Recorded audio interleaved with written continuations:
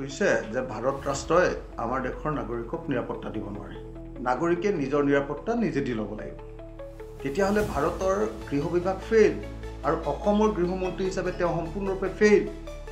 তেওঁটো definitely সেই বাক্য কোৱাৰ লগে লগে তেওঁ পদত্যাগ কৰিব লাগে মুখ্যমন্ত্ৰী আৰু গৃহমন্ত্ৰী হিচাপে যদি সঁচাকৈ কোনো খিলঞ্জীয়া কোনো বহিৰাগতই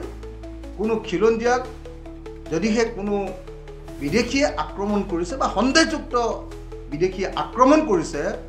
আৰু তেনেকুৱা বিদেশী মানুহৰ পৰা যদি খিলঞ্জীয়া মানুহক নাগৰিকক ভাৰতৰ নাগৰিকক অসমৰ নাগৰিকক যদি নিৰাপত্তা দিব পৰা নাই যদি নিৰাপত্তা দিব পৰা নাই তেতিয়াহ'লে ভাৰতৰ গৃহ বিভাগো বিফল আৰু অসমৰ গৃহ বিভাগো বিফল তেতিয়াতো যদি সেইটো কথা কৈছে যে অস্ত্ৰ পাব্লিকৰ হাতত তুলি দিম তেতিয়াহ'লেতো মুখ্যমন্ত্ৰীয়ে পদত্যাগ কৰিব লাগে গৃহমন্ত্ৰী হিচাপে